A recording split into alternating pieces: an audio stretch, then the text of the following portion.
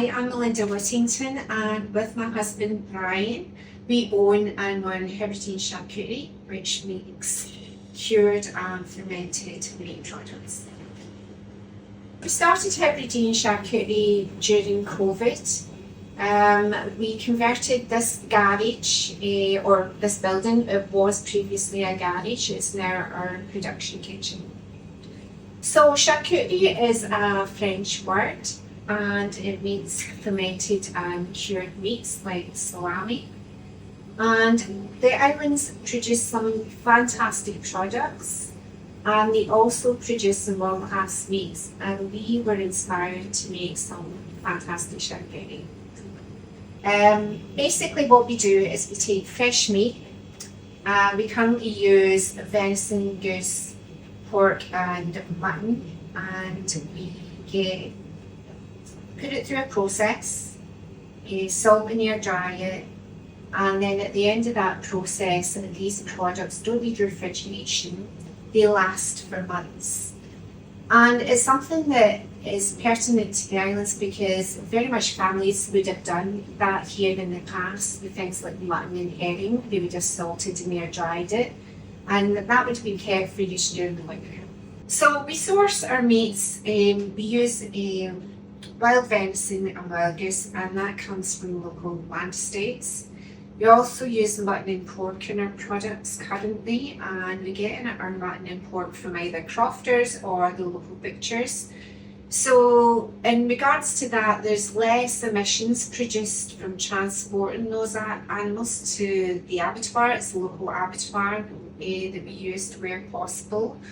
And we are also really concerned about animal welfare as well. So it makes sense to us that these animals are only getting transported a very short distance to the abattoir when they're going there.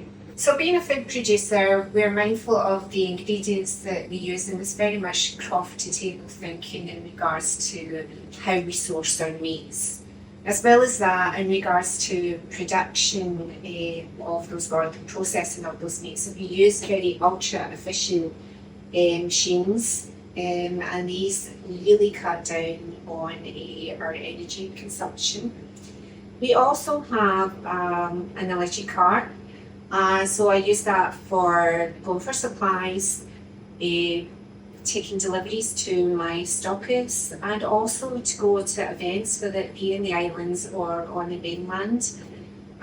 So by thinking in a greener way, we have gained some practical benefit for our business. As we have grown our business and grown our trade, we've continually tried to think of ways of maximising the capacity of our machines to make sure that we are basically getting more product for the energy consumption that we use, and that's becoming ever more slicker as time goes by.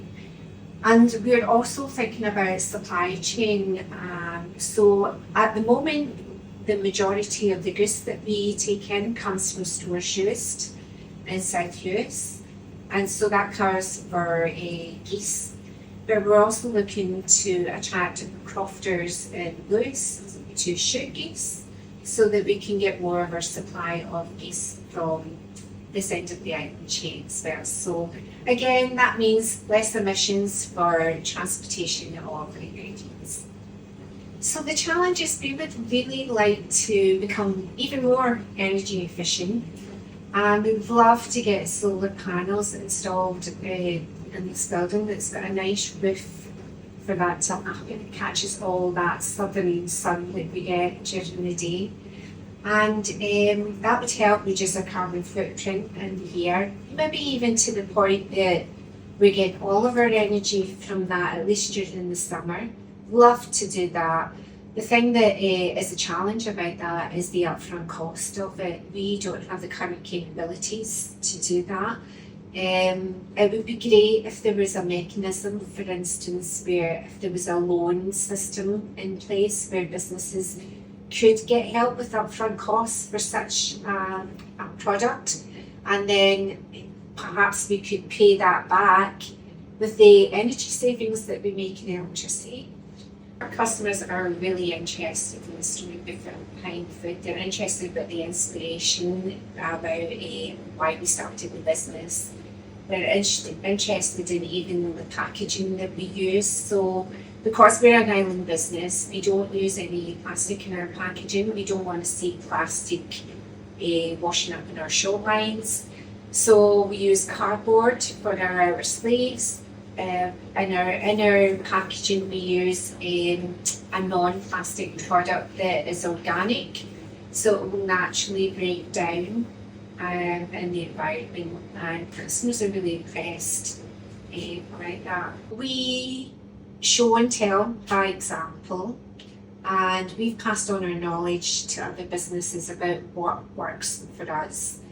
And I think when more businesses connect and share knowledge, then it really has the capacity to perhaps reduce costs and also decrease environmental impact. I think people are nervous that acting in a greener way is going to cost them money.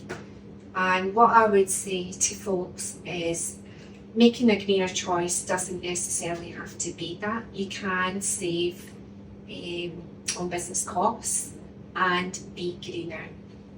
So as a child of the 70s, I am one of those people who feels that they needed a hard copy in every piece of administration that I do.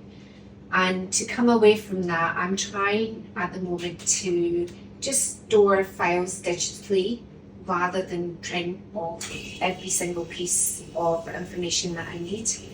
So storing things digitally means that you're saving on paper and ink and a little bit of electricity on your printer.